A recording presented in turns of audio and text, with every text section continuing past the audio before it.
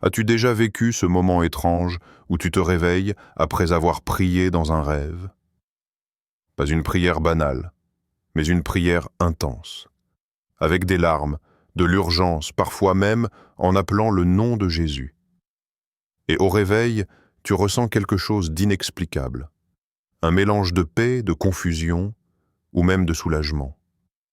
Beaucoup de personnes ignorent complètement la signification de ce type de rêve. Certains pensent que ce n'est que le cerveau. D'autres ont peur et se demandent si cela annonce quelque chose de mauvais. Mais la vérité est bien plus profonde.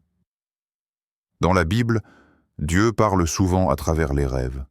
Il y révèle des instructions, des avertissements, mais aussi des réponses spirituelles. Quand tu pries dans un rêve, ce n'est pas un hasard, ce n'est pas un simple symbole, c'est un langage spirituel. Dans cette vidéo, je vais t'expliquer pourquoi cela arrive, ce que cela révèle sur ton état spirituel et comment tu dois réagir après ce genre de rêve. Reste bien jusqu'à la fin, car la dernière partie est cruciale. Elle peut complètement changer ta manière de comprendre ta vie spirituelle. 1. Ce n'est pas un rêve ordinaire. Prier dans un rêve est l'un des signes les plus clairs que ton esprit est actif, vivant et réceptif à Dieu. Pendant que ton corps se repose, ton esprit ne dort pas de la même manière. La Bible nous enseigne que l'être humain n'est pas seulement un corps, mais aussi une âme et un esprit. Et l'esprit, lui, reste en connexion avec le monde spirituel, même quand la conscience naturelle est au repos. La majorité des rêves sont influencés par des éléments psychologiques, le stress, les souvenirs, les émotions refoulées. Mais la prière ne vient pas de la psychologie. Elle vient de la relation. Elle vient de la connexion avec Dieu. C'est pour cela que prier dans un rêve est différent d'un simple rêve émotionnel. C'est une action spirituelle. Quand tu te vois prier dans un rêve, cela signifie que ton esprit répond à une impulsion divine. Dieu peut utiliser ce moment où ton esprit est moins distrait par le bruit du monde, par les écrans, par les responsabilités, pour communiquer plus clairement avec toi. La nuit devient alors un espace sacré. Romains, chapitre 8, nous rappelle une vérité puissante. Parfois, nous ne savons même pas ce que nous devons demander, mais l'Esprit intercède pour nous. Cela veut dire que la prière ne commence pas toujours dans l'intelligence. Elle commence parfois dans la profondeur de l'esprit. Et dans un rêve, cette barrière de la logique est abaissée. C'est aussi pour cela que certaines prières faites dans les rêves sont plus intenses que celles faites éveillées.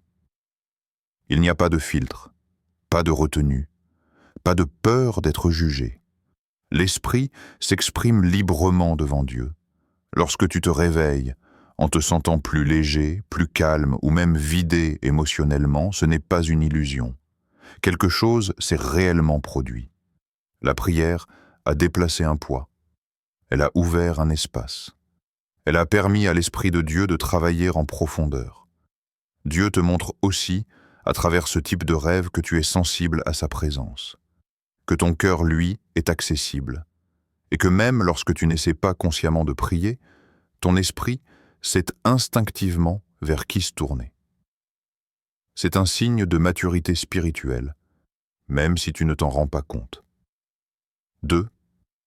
La prière comme manifestation spirituelle. La manière dont tu pries dans ton rêve est un langage en soi. Dieu ne communique pas seulement par les mots, mais aussi par l'intensité, par l'émotion, par le contexte. Une prière calme n'a pas la même signification qu'une prière urgente, et une prière avec des larmes révèle souvent un combat profond. Quand tu pries avec urgence dans un rêve, cela peut indiquer qu'il se passe quelque chose dans le monde spirituel qui nécessite une réponse immédiate. Cela ne veut pas forcément dire qu'un danger visible est présent. Parfois, la bataille est invisible, mais bien réelle. La Bible nous montre que certaines victoires se remportent uniquement par la prière. Pas par la réflexion, pas par l'action humaine, mais par l'intercession. Et Dieu peut choisir de déclencher cette intercession dans le sommeil, lorsque l'ego est silencieux. La nuit est un moment où l'esprit est plus réceptif. Il n'est plus bombardé d'informations. Il n'est plus divisé. C'est un moment de vérité intérieure. Et Dieu, dans sa sagesse, utilise souvent ce moment pour faire émerger ce qui est enfoui.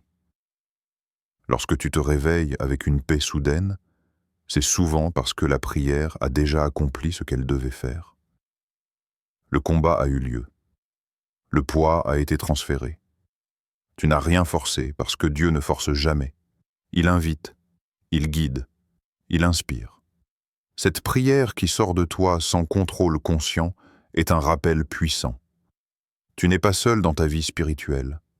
L'Esprit de Dieu travaille en toi, même quand tu n'en as pas conscience. Et parfois, ce travail est plus efficace quand tu dors que quand tu es éveillé. 3. La prière face aux attaques nocturnes. La nuit est souvent associée à la vulnérabilité. Le corps est immobile, la conscience relâchée. Spirituellement, cela peut devenir un moment sensible. La Bible n'ignore pas cette réalité. Elle reconnaît que l'ennemi agit parfois lorsque l'homme dort. Mais ce que beaucoup oublient, c'est que Dieu ne dort pas. Et ton esprit non plus. Lorsque tu pries dans un rêve après une peur, une poursuite ou une oppression, cela montre que ton esprit a appris à réagir correctement. Au lieu de rester paralysé, il se tourne vers Dieu. C'est une victoire intérieure. Cette réaction n'est pas automatique pour tout le monde. Elle se développe avec le temps, avec la relation, avec la sensibilité spirituelle. C'est pourquoi ce type de rêve est aussi un signe de croissance. Dieu t'enseigne à répondre par la prière avant que la peur ne prenne le contrôle. Il t'entraîne à rester connecté à lui, même dans les moments d'inconfort. Et cet entraînement nocturne influence aussi ta vie éveillée. 4. Appeler le nom de Jésus dans un rêve. Le nom de Jésus n'est pas un mot ordinaire. Il représente l'autorité, la victoire et la présence divine. Quand ton esprit appelle ce nom dans un rêve, cela montre une connexion profonde.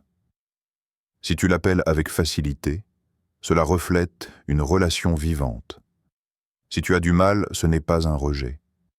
C'est une révélation. Dieu montre ce qui doit être restauré pour t'amener plus loin.